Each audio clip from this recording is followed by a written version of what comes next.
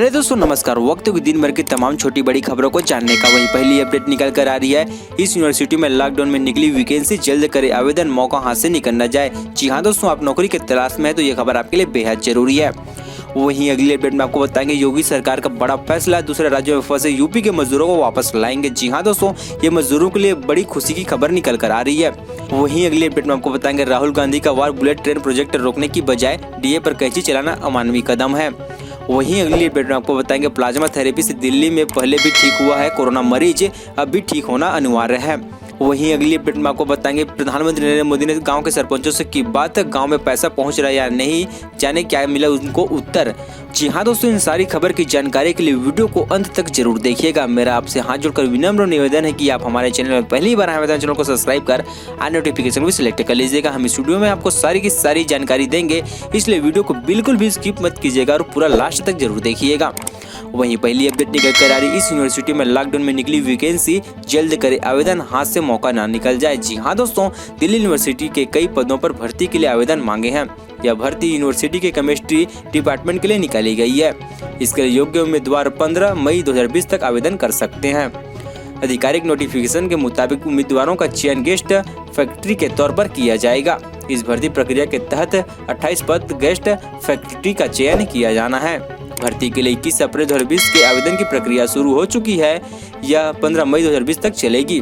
इस वैकेंसी के लिए दिल्ली यूनिवर्सिटी के निम्नानुसार आयु सीमा भी निर्धारित की गई है। नोटिफिकेशन के मुताबिक उम्मीदवार को 12वीं के बाद के एजुकेशन से संबंधित सभी दस्तावेज की कॉपी सेट लगेंगे और अपने अंक सूची के साथ दिए गए पते पर जमा करना होगा। उम्मीदवार चाहे तो इसे पोस्ट भी कर सकता है या फिर खुद भी जाकर जमा कर सकते हैं। नोटिफिकेशन के मुताबिक आवेदन कर रहे आरक्षित वर्ग के उम्मीदवारों को ग्रेजुएशन और पीएचडी लेवल का मार्क्स में 5% तक की छूट दी जा सकती है। आवेदन पत्र में गलत जानकारी पाए जाने पर उम्मीदवार का एप्लीकेशन फॉर्म रद्द किया जाएगा। वहीं अगली अपडेट निकाल कर आ रही, योगी सरकार का बड़ा फैसला, दूसरे राज्यों में फंसे यूपी के मजदूरों को वापस लाएंगे। लॉकडाउन में दूसरे प्रदेश में फंसे हुए मजदूरों पर योगी सरकार ने बड़ा फैसला लिया है। योगी सरकार ने तय किया है कि दूसरे राज्यों में क्वारंटाइन की अवधि पूरी कर चुके अपने श्रमिकों को वापस लाया जाएगा। बताया जा रहा है कि इन्हें वापस लाकर इन्हें जिले में फिर से 14 दिन का क्वारंटाइन किया जाएगा। जांच के बाद स्वस्थ होने पर घर भेजेंगे। हर श्रमिक को मुफ्त राशन और 1,000 रुपए भी दिया जाएगा। सरकार ने 3 से 6 महीने की बनाई योजना। सीएम योगी आदित्यनाथ ने अधिकारियों को आदेश दिया है कि राज्य में आगामी 3 से 6 महीने के भीतर कम से कम 15 लाख लोगों के लिए रोजगार सृजन की ठोस कार्य योजना बनाई जाए। उन्होंने इसके संबंध में विभिन्न विभागों को 1 सप्ताह के भीतर कार्य योजना बनाकर प्रस्तुत किए जाने के निर्देश दिए हैं। वहीं अगली अपडेट निकाल कर आ रहे, राहुल गांधी का वार, बुलेट ट्रेन प्रोजेक्ट रोकने की बजाय डीए पर कैंची चलाना अमानवीय कदम है। कांग्रेस नेता राहुल गांधी ने शुक्रवार को ट्वीट कर केंद्र की नरेंद्र मोदी पर निशाना साधा है। राहुल गांधी ने कहा कि केंद्र कर्मचारियों के डीए पर कैंची चलाना एक अमानवीय कदम है। कोरोना वायरस की वजह से अर्थव्यवस्था पर बड़ा असर पड़ रहा है। इस मसले पर कांग्रेस नेता राहुल गांधी ने लगातार मोदी सरकार को घेरते आए हैं। अब शुक्रवार को राहुल गांधी ने केंद्रीय कर्मचारियों के महंगाई भत्ते की बढ़ोतरी पर लगी रोक का मसला उठाया है। केंद्र सरकार को घेरा है। राहुल गांधी ने फैसले को अमानवीय और असंवेदनशील बताया है। कांग्रेस सांसद राहुल गांधी ने अपने ट्वीट में लिखा है कि लाखों करोड़ों की बुलेट ट्रेन परियोजना और केंद्रीय विस्टा सौंदर्यीकरण परियोजना को निलंबित करने की बजाय कोरोना से जूझ कर जनता की सेवा कर रहे केंद्रीय कर्मचारी, पेंशनभोगी और देश के जवानों का महंगाई भत्ता काटना सरकार का असंवेदनशील तथा अमानवीय निर्णय है। वहीं अगली अपडेट निकल कर आ रही है, प्लाज्मा थेरेपी से दिल्ली में पहले भी ठीक हो चुका है कोरोना मरीज। दिल्ली में पहले टेस्ट में प्लाज्मा थेरेपी सफल साबित हुआ है। मुख्यमंत्री अरविंद केजरीवाल ने कहा कि कोरोना के 4 मरीजों को मंगलवार को प्लाज्मा दिया गया था। इससे 2 को जल्द छुट्टी मिल सकती है, बाकी 2 मरीजों की सेहत में सुधार हो रहा है। केजरीवाल ने कहा कि प्लाज्मा थेरेपी के इस्तेमाल की परमिशन केंद्र सरकार से मिली थी। आपको बता दें कि 4 दिन पहले यानी 21 अप्रैल को दिल्ली का एक मरीज प्लाज्मा थेरेपी से ठीक हुआ था। केंद्र सरकार ने एलपीजेपी में सीरियस मरीजों के ऊपर ही प्लाज्मा थेरेपी ट्राई करने के लिए कहा था और नतीजे की डिटेल मांगी थी। अगर नतीजे ठीक आए तो बाकी की परमिशन देगी। अगले 2-3 दिन और हम ट्रायल करेंगे। आपको बता दें कि 4 दिन पहले यानी 21 अप्रैल को ही प्लाज्मा थेरेपी से ठीक हुए मरीज की खुशखबरी आई थी।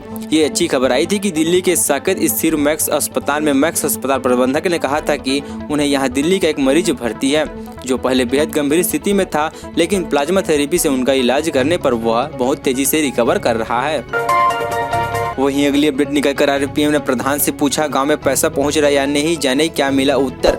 प्रधानमंत्री नरेंद्र मोदी ने बस्ती जिले के कसलांग गांव विकास खंड के कटनई गई ग्राम पंचायत के प्रधान वर्षा सिंह से शुक्रवार को सीधा बात की। प्रधानमंत्री नरेंद्र मोदी ने नकटी देई की प्रधान से पूछा सरकार का पैसा गांव में पहुंच रहा है या नहीं। पीएम ने पूछा अब कैसा महसूस कर रही है। पंचायत दिवस पर शुक्रवार को प्रधानमंत्री देश के चुनिंदा प्रधानों से वीडियो कॉन्फ्रेंसिंग से बात कर लॉकडाउन में होने वाली दिक्कतों की जानकारी ली। कॉन्फ्रेंसिंग के लिए प्राथमिक विश्वविद्यालय नकटी देई में वीडियो कॉन्फ्रेंसिंग की व्यवस्था कराई गई थी।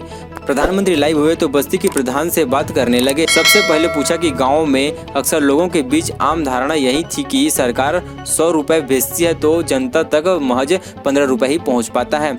अब कैसा महसूस कर रही है।